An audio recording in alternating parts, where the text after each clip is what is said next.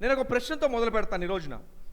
యేసు ప్రభు వారు మనలను క్రైస్తవులుగా ఉండమంటున్నారా లేక శిష్యులుగా ఉండమంటున్నారా? ప్రశ్న గమనించండి. క్రైస్తవం అనే పేరు మనం పెట్టుకున్న పేరు కాదు. అంతియోకులో ఎవరో పిలిచిన పేరు అది. ఇప్పుడు మీ పేరు తల్లిదండ్రులు పెట్టిన పేరు మీరు పెట్టుకుంటారా? దాని చేత మీరు పిలవబడతారా? లేక ఎవరో పెట్టిన పేరు మీరు పెట్టుకుంటారా? ఆటోమేటిక్గా మీరందరూ కూడా తల్లిదండ్రులు పెట్టుకున్న పేరు మాత్రమే మీరు పెట్టుకుంటారు. మనల్ని కన్న ప్రభు, మనల్ని కొన్న ప్రభు మీకు పెట్టిన, మనందరికీ పెట్టిన పేరు ఏంటంటే శిష్యులు అని పేరు పెట్టాడు. అంతే తప్ప క్రైస్తవుల పేరు మనకేం పెట్టలా. సర్టిఫికేట్స్లో లేకపోతే కాలేజ్ అప్లికేషన్స్లో రిలీజియన్ అనే కాలంలో మీరు క్రిస్టియన్స్ అని మనం పెట్టుకోవచ్చు, కానీ వాస్తవానికి మన కాలంలో ఉండాల్సిన పేరు ఏంటంటే క్రిస్టియన్స్ కాదు. మన కాలంలో ఉండాల్సింది ఏంటంటే ఫాలోవర్ ఆఫ్ క్రైస్ట్ అని ఉండాలి, లేకపోతే డిసైపుల్ ఆఫ్ క్రైస్ట్ అని ఉండాలి. ఎందుకు అంటే గమనించండి, యేసు ప్రభు శిష్యులుగా ఉండమన్నాడు, కానీ క్రైస్తవులు కానీ ఎక్కడో కూడా మనకు పేరు లేదు అసలు. డిసైపుల్స్. అందుకనే మన సర్టిఫికేట్స్లో ఉండాల్సింది ఏంటంటే నాట్ క్రిస్టియన్స్. ఓకే, ఇది కొత్తదా అని అనుకునేమండి, కానీ మనకు ఉండాల్సింది ఏంటంటే ఫాలోవర్స్ ఆఫ్ క్రైస్ట్ అని ఉండాలి. మరి ఫాలోవర్స్ ఆఫ్ క్రైస్ట్ అని ఇందాక మీరు అందరూ ఒప్పుకున్నారు, మేమందరం యేసు ప్రభు శిష్యులమని. శిష్యులకి కొన్ని లక్షణాలు ఉంటాయి. ఇప్పుడు చూడండి, క్రైస్తవులు మతాన్ని పులుముకుంటారు, శిష్యులు యేసు ప్రభుని పులుముకుంటారు. ఈ రెండింటికి చాలా తేడా ఉంది. మీరు ఎవరైనా పోలీస్ ట్రైనింగ్ కానీ ఏదైనా ట్రైనింగ్కి వెళ్తారనుకోండి, ట్రైనింగు ఎంత తరచుగా మీరు ట్రైనింగ్ చేస్తారు? వీలైనంత తరచుగా మీరు ట్రైనింగ్ చేస్తారు. వాస్తవానికి రోజు ట్రైనింగ్ చేస్తారు. యేసు ప్రభు శిష్యులు ఎంత ఎక్కువగా కలుసుకుంటారంటే వారానికి ఒక్కమారే లేకపోతే నెలకి ఒక్కమారే మాత్రమే కలుసుకునేవారు కారు. బాగా గమనించండి. యేసుప్రభు శిష్యులు వీలైనంత ఎక్కువగా కలుసుకోవాలి. అందుకనే మందిరంలో మంగళవారం స్త్రీల కూటమని, శనివారము ఉపవాస కూటమని, శుక్రవారం ఉపవాస కూటమని, శనివారం విజ్ఞాపనని, బుధవారం బైబిల్ స్టడీ అని, లేకపోతే ప్రతి మందిరంలో కూడా ఆదివారమే కాక మిగతా 2-3 కార్యక్రమాలు ఉంటాయి. ఈ 2-3 కార్యక్రమాలు ప్రతి మందిరంలో కూడా ఎందుకు ఉంటాయంటే మనము కేవలము మతాన్ని పులుముకున్న క్రైస్తవులము కాము. మనము ఎవరు అంటే యేసు ప్రభుని పులుముకున్న శిష్యులు. శిష్యులకి ఏం కావాలో తెలుసా? శిష్యులకు ఉండే ఫస్ట్ లక్షణం ట్రైనింగ్. ఆదివారం కేవలం వచ్చి వెళ్ళిపోవడం మతం అవుతుంది, కానీ మనం వారంలో కనీసము 2 సార్లు 3 సార్లు ఎప్పుడైతే మనం కలుసుకుంటామో సంఘంతో, అది ట్రైనింగ్ అవుతుంది. ఆదివారం వచ్చినప్పుడు కూడా కేవలం మత ఆలోచనతో రాకూడదు. చాలామంది ఏమంటారంటే, ఏమోనండి ఈ ఆదివారం మానడం వల్ల నాకు మనసులో ఏదోలా ఉందంటారు. అంటే మనసులో ఏదోలా ఉంది, మనసులో బాగుంటాక మందిరానికి వచ్చేది, లేక మందిరానికి వచ్చేది వాక్యాన్ని విని యేసు ప్రభులాగా మారటానికి వస్తామా? వాస్తవానికి అంతియోకులో క్రిస్టియన్స్ అని మనకి పేరు ఇచ్చినప్పుడు ఎందుకు ఇచ్చారంటే తెలుసా మీకు? వారు కూడా యేసు ప్రభు వలె జీవిస్తూ యేసు ప్రభు వలె మరణాన్ని ఫేస్ చేస్తున్నందుకు వారికి పేరు ఇచ్చారు క్రిస్టియన్స్ అని. సో ఈరోజు మీరు నేర్చుకున్న వర్తమానం ఏంటంటే, ఈరోజు బలవర్తమానం నేర్చుకున్న పాయింట్ ఏంటంటే, we are not call to be Christians. క్రైస్తవులుగా ఉండడానికి ప్రభు మనం పిలవలేదు, కానీ శిష్యులుగా ఉండడానికి మాత్రమే ప్రభు మనల్ని పిలిచాడు. శిష్యులు కారణాలు చెప్పరు. ఎవరి కారణాలు చెప్తారు తెలుసా? గుడికి వెళ్తే చాలా అన్నవాళ్ళ కారణాలు చెప్తారు. గమనించండి, యేసు ప్రభు వారు ఒక మాట మీకు చూపిస్తున్నాను. మత్తయి సువార్త 7వ అధ్యాయం 7:21, 7:21. దయచేసి అందరూ కూడా మీరు బైబిల్ చూడాలా. యేసు ప్రభు ఈరోజు మిమ్మల్ని అందరి శిష్యులుగా ఉండడానికి పిలిచాడు. 21వ వచనం, ప్రభువా ప్రభువా అని నన్ను పిలిచి ప్రతివాడును పరలోక రాజ్యములో ప్రవేశింపుడు గాని పరలోకమందున నా తండ్రి చిత్త ప్రకారము చేయువాడే ప్రవేశించును. సో నీ పేరు మారినంత మాత్రాన కాదు, ఖచ్చితంగా నీ జీవితం మారాలి. ఏమండి గమనించండి, యేసుప్రభు చెప్తున్న మాట ఏంటంటే మన జీవితం మారాలి. వాస్తవానికి యేసుప్రభు వస్తే మన జీవితం మారిపోద్ది.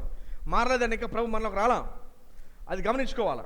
ఏమండి ఇప్పుడు జీవితం మారటం అంటే ఏంటో మనం బైబిల్లో నుంచే గలతీయులకు రాసిన పత్రిక 5వ అధ్యాయం నుంచి మనం చూద్దాం. శిష్యులు ఎలా ఉండాలో 5:16 చదువుతాను చూడండి. నేను చెప్పేది విషయం ఏంటంటే ఏమనగా, ఆత్మానుసారముగా నడుచుకొనుడి, అప్పుడు మీరు శరీరేచ్ఛను నెరవేర్చరు. ఎందుకంటే శరీరమేమో నిద్రపో, తిరుగు, తాగు, ఎంజాయ్ చేయి అని చెప్తుంది. 17 శరీరము ఆత్మకును, ఆత్మ శరీరముకును విరోధం అపేక్షించును, అవి ఒకదానికొకటి వ్యతిరేకంగా ఉన్నవి కనుక మీరు ఏవి చేయనిచ్చితారో వాటిని చేయకుందరు. మీరు ఆత్మచేత నడిపింపబడిన యెడల ధర్మశాస్త్రంలో ఉన్నవారు కారు, శరీర కార్యములు స్పష్టమైనవి. చర్చకొచ్చే వరకు ఒక ప్రాబ్లం ఉంటుంది. ఏంటంటే శరీరమేమో పాపం చేయి,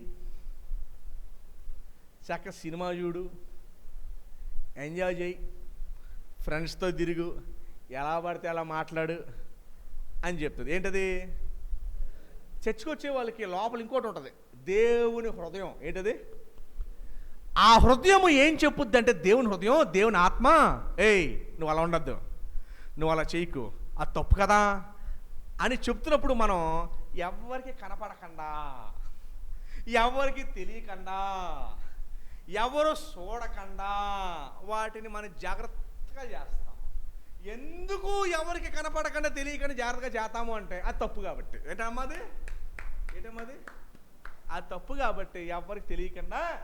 ఎందుకంటే దేవుని హృదయం లోపల మనస్సాక్షి పెట్టాడు కదా, అన్యుడికి కూడా పెట్టాడు, అది పనిచేయదు. అలాగే ఏమంటే దాన్ని చంపేశారు దాన్ని. అయితే విశ్వాసులు ఇంకా బాగా పనిచేద్దాం, ఎందుకంటే దేవుని వాక్యం వాళ్ళ హృదయంలో ఉంది కనుక. దేవుని వాక్యం ఏం చెప్తుందంటే, మనం వెళ్ళకూడని చోటకి వెళ్తున్నప్పుడు మన హృదయము మాట్లాడకూడని వారితో మాట్లాడుతున్నప్పుడు ఆ పని దేవుని హృదయం ఏం చేస్తుంది? వెనక్రా. ఏం చెప్తుంది? వెనక్రా. ఓకేనా? ఎవరికి ఉంటుంది ఇది? విశ్వాసులకి. ఓకేనా? అర్థమైందండి? ఇప్పుడు మన సమస్య ఏంటంటే, దేవుని హృదయం అలా పిలుస్తున్నప్పటికీ కూడా ఇంకెళ్ళిపోతున్నారు. ఓకేనండి?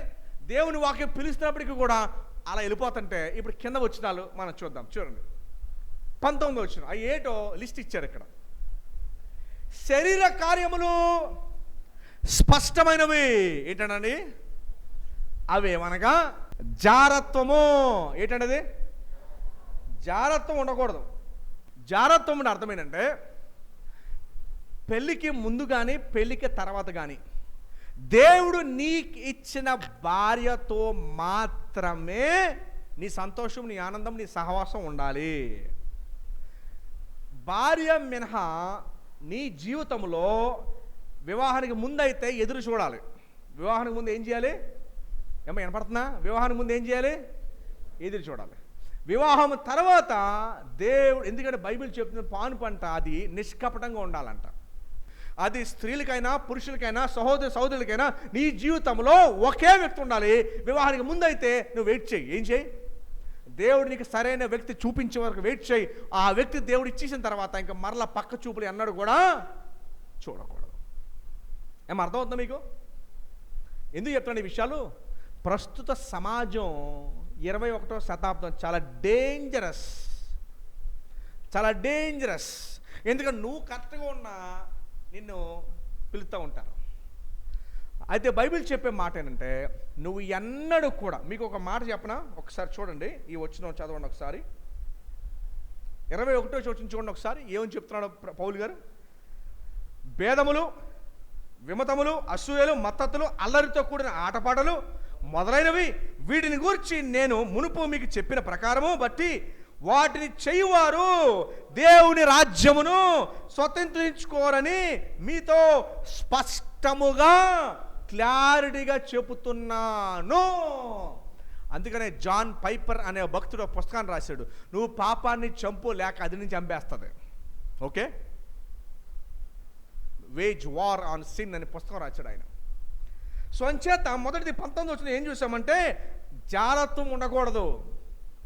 ఒకవేళ మీ జీవితంలో ఒకవేళ అలాంటి దాఖలాలు కనపడితే ఖచ్చితంగా ఈరోజు దేవుడు మన పరలోక రాజ్యానికి వారసులు కావాలి అంటే ప్రభు సన్నిధిలో ఈరోజు క్షమాపణ పొందాలి.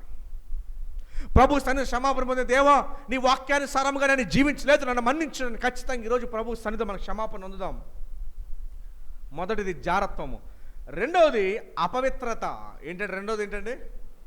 అపవిత్రత అంటే ఏది పడితే అది మాట్లాడటం, సరసోక్తులు మాట్లాడటం. కొంతమంది చూడండి, నోటికి ఇష్టానుసారంగా దానికి ఇంకా అదుపేం ఉండదక, వాళ్ళ నోటికి ఏది వస్తుందో మాట్లాడుతూ ఉంటారు, బూతులు మాట్లాడతారు.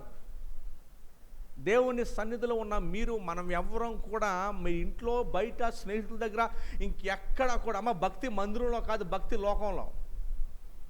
గమనించండి, భక్తి మందిరంలో కాదు, భక్తి లోకంలో. అంచేత మీరు ఎన్నడూ కూడా బూతులు కానీ, సరసోక్తులు కానీ, ఇష్టానుసారంగా ఎలా పడితే అలాగా మీ స్నేహితులు మాట్లాడుతున్నారు కదని చెప్పి వాళ్ళతో కలిపి అన్న అవుతా కూర్చో. దేవుడు రేపు వద్దని మీకు వేయిస్తాడు నూనెలో ఇట్టలాగా. మన పరిశుద్ధ గ్రంథం సాక్షిగా ప్రమాణాలు చేయిస్తారు. ఏం చేయిస్తారు? పరిశుద్ధ గ్రంథం సాక్షిగా ప్రమాణాలు చేయిస్తారు.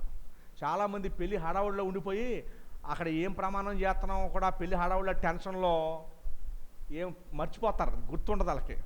కానీ ఈ అవకాశం మరలా వివాహానికి ముందు, వివాహానికి తర్వాత ఎన్నడూ కూడా సంఘము మరి ఎక్కువగా ఈ పాపంలో పడే ప్రమాదం ఉంది గనుక దేవుడి మాటలు రాయించి వివాహానికి ముందు కానీ తర్వాత కానీ ఎన్నడూ కూడా పరు స్త్రీ నీ జీవితంలో ఉండకూడదు, పరు పురుషుడు నీ జీవితంలో ఉండకూడదు. ఎందుకు ఉండకూడదు అంటే అది నీకు శాపంగా మారుతుంది. ఎలా మారుతుంది? It's very very important point. ఒకవేళ మీరు ఆ స్థితిలో కనుక ఉంటే, దేవుడు నన్ను మన్నించండి, నన్ను క్షమించండి, నన్ను బయట తీసుకురండి, అందులో నేను పోకుండా నాకు సహాయం చేయండి అని అడగండి. ఉపమానాలు చెప్పడానికి 100 ఉపమానాలు ఉన్నాయి, చెప్పే సమయం లేదు. కానీ రెండోది ఏంటంటే అపవిత్రత. ఏంటంటే అది బూతులు ఆడడానికి కానీ, సరసోక్తులు ఆడడానికి కానీ, ఎలా పడితే అలా మాట్లాడడానికి దేవుడి నోటిని ఇవ్వలా. యాకోబు అంటాడు, ఒకే ప్రవాహంలో మంచినీరు ఉప్పు నీరు వస్తుందా? రాదు కదా. అలాగే ఈ నాలిక కూడా దేవుణ్ణి స్తుతిస్తూ, గణపరుస్తూ, వాక్యాలు చదువుతూ, ఆయన్ని ఆరాధిస్తూ, ప్రార్థన చేస్తూ మరలా బయటికి వెళ్ళి బూతులు, సరసోక్తులు వస్తూ ఉంటే ఒకే ప్రవాహంలో నుంచి 2 ఎలా వస్తాయి? రావు కదా. అది ఒకటే లోపల, అది దేవునిదైనా కూడా లేదా లోకందైనా కూడా, రెండిట్లో ఒకటే ఆప్షన్. అర్థమవుతుంది మీకు? సో రెండింటిని మనం ఎవరో క్రైస్తవులమా, శిష్యులమా? సో శిష్యులుగా ఇవన్నీ మనం నేర్చుకుంటున్నాం, మీరు నేర్చుకుంటున్నారు. మొదటిది శిష్యులుగా నేర్చుకునే ఫస్ట్ పాఠం ఏంటంటే మీకు ఏముండకూడదు? జారత్వం ఉండకూడదు. రెండోది ఏముండకూడదు? అపవిత్రత ఉండకూడదు. ఓకేనండి. తర్వాత 3 చూడండి, విగ్రహారాధన. మందిరానికి వెళ్ళే వాళ్ళు అడిగాం అనుకోండి, విగ్రహారాధన చేస్తున్నారంటే అబ్బాయి మేము ఎక్కడ చేస్తున్నామండి, విగ్రహాలు ఎప్పుడో మానేసి మాకు సాక్షి ఉంటుంది అంటారు. No no no no no no no ఈ మాట జ్ఞాపకం పెట్టుకోండి అమ్మా అందరూ. షెల్ఫ్లో ఉండే విగ్రహాల కన్నా ఇక్కడ ఈ సెల్ఫ్లో ఉండే విగ్రహం చాలా పెద్దదే. ఈ విగ్రహమే బయట విగ్రహం అన్నింటిని చేసింది. ఓకే.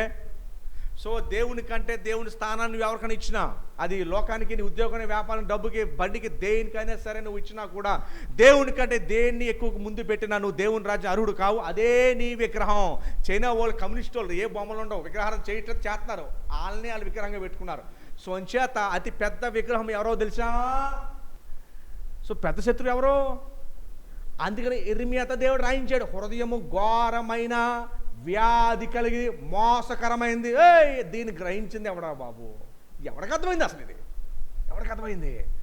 కీర్తన 1:1 ఎవరని చెప్తారు చూడకుండా గట్టిగా.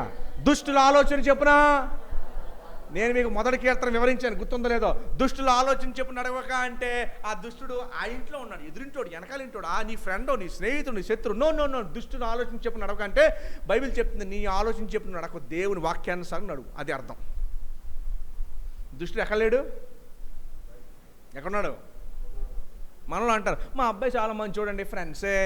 అసలు అలాంటి వాడితో ఫ్రెండ్షిప్ చేస్తాడంటే మీ అబ్బాయి అర్థమైందండి. Birds of same feather flock together అని ఇంగ్లీష్ సామెత ఉంది, తెలుసా మీకు? దయచేసి గమనించండి. 3వ పాయింట్ మనం ఏం చూసామండి? విగ్రహారాధన. ఏంటది? అభిచారము, ద్వేషము, కలహము, మత్సరము, క్రోధము, కక్ష, భేదాలు, విమతలు, అసూయలు, మత్తతులు, అల్లరితో కూడిన ఆటపాటలు మొదలైనవి. వీటిని గురించి నేను చెప్పే మాటలేనంటే, ఇట్టి పనులు చేసేవారు, ఇట్టి ప్రకారం చేయువారు పరలోక రాజ్యాన్ని. ఈరోజు 3 చూసాం. ఇది చాలు, ఇది గుర్తుపెట్టుకోండి చాలు. మొదటిది ఏం చూసాం మనం? అమ్మ ఏం చూసాం? జారత్వం చూసాం. ఓకేనండి. జారత్వం అంటే ఏంటి? వివాహానికి ముందు కానీ తర్వాత కానీ దేవుడు నీకు ఇచ్చిన భార్య తప్ప నీ జీవితానికి ఎవ్వరో.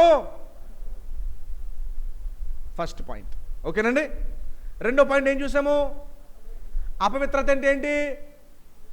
బూతులు ఆడకూడదు, సరసోక్తులు మాట్లాడకూడదు, ఇష్టానుసారంగా మాట్లాడు. ఇది ఈ ప్రవాహం దేని కొరకు? ఇది ఏ ప్రవాహం? మంచి ప్రవాహం. ఎవరిని ఆరాధించడానికి? అది అమ్మ మీకు ఒకటి చెప్తాను, ఇది బాగా ఆలకించండి. చిన్నపిల్లలు కొన్ని స్కూల్స్లో ఒక ఆట వస్తువు ఉంటుంది. ఏంటి ఆట వస్తువు అంటే ఇలా ఉంటుంది, ఇలా కిందకు ఉంటుంది. ఇటు ఇటు కూర్చుంటే ఇలా పైకి లెగుతుంది. చూసారు ఆట వస్తువుని? ఇటు ఇలా ఇలా కూర్చుంటే ఇది పైకి లెగుతుంది. ఇలాగ ఆడుతూ ఉంటారు. ఎప్పుడైతే మీ జీవితంలో దేవుని వాక్యము ఉంటుందో పాపం వెళ్ళిపోద్ది. ఎప్పుడైతే ఇది ఉండదో పాపం పెరిగిపోద్ది. బండిలో పెట్రోల్ లేకపోతే బండి అయిపోద్ది. బండిలో పెట్రోల్ నింపినట్టుగా ప్రతి గంటకే మీ జీవితంలో వాక్యాన్ని నింపుకుంటూ ఉండకపోతే పాపంలో పడిపోతారు. ఇది కన్ఫర్మ్. డిఎల్ మూడి గారు ఒక మాట ఏమన్నారంటే, ప్రతి గంటకి నేను 15 నిమిషాలు వాక్యం చదవకపోతే నేను చచ్చిపోతాను నేను అని అన్నాడు. అది ఆయన కన్విక్షన్. ఈరోజు 3 విషయాలు. మనం శిష్యులమా క్రైస్తవులమా? ఫస్ట్, శిష్యుడు తరచుగా కలుస్తాడు, మినిమం వారానికి ఒకసారి మిస్ అవ్వడు. ఓకేనండి? సో ఆ శిష్యుల విషయంలో 3 నేర్చుకున్నాం. మనకి ఏమి ఉండకూడదు?